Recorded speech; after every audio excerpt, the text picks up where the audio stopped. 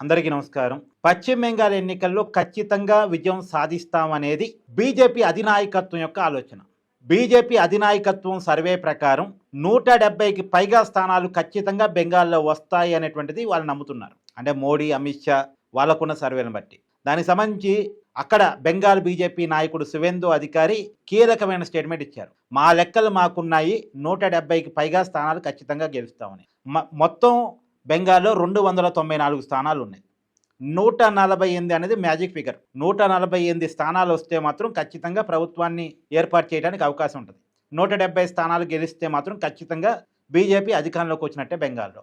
బెంగాల్ని ఖచ్చితంగా గెలవాలనేది బీజేపీ యొక్క తీవ్రమైన ప్రయత్నం. వాళ్ళు తీవ్రంగా పోరాటం చేస్తున్నారు. గత 2021 ఎన్నికల్లో కూడా తీవ్రంగా పోరాటం చేశారు. సరే, ఆ పోరాటం ఫలించింది.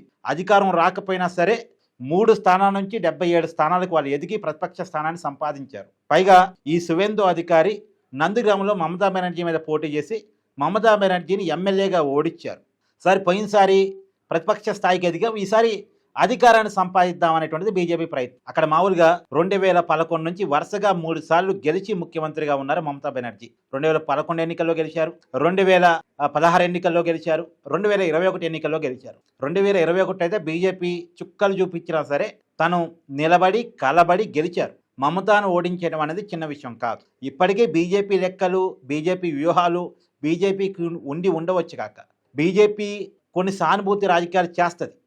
అదే క్రమం అంటే కొన్ని భావోద్వేగ రాజకీయాన్ని బీజేపీ బాగా చేయగలదు. అదే క్రమంలో అంతే భావోద్వేగ రాజకీయాన్ని మమతా కూడా చేయగలదు. అక్కడ లోకల్ సెంటిమెంట్ని పండించగలదు. హిందీ వర్సెస్ బెంగాలీ ఆల్రెడీ స్లోగన్ని మమతా బలంగా జనంలో తీసుకెళ్తా ఉన్నారు. ఢిల్లీ వర్సెస్ బెంగాల్ అని ఇలా తీసుకెళ్తా ఉన్నారు. మరి ఈసారి మమతా బెనర్జీ మళ్ళా 4వ సారి అధికారాన్ని చేపట్టగలదా, లేదా బీజేపీ ఆలోచన ప్రకారం బీజేపీ ఖచ్చితంగా గెలవగలదా, ఈసారి అధికారాన్ని సంపాదించగలదా? వాస్తవానికి కమ్యూనిస్టులను ఓడించి మమతా బెనర్జీ అధికారాన్ని సంపాదించారు. తర్వాత కాలంలో కమ్యూనిస్టులు క్రమంగా బెంగాల్ రాజకీయాల నుంచి నిష్క్రమించారు.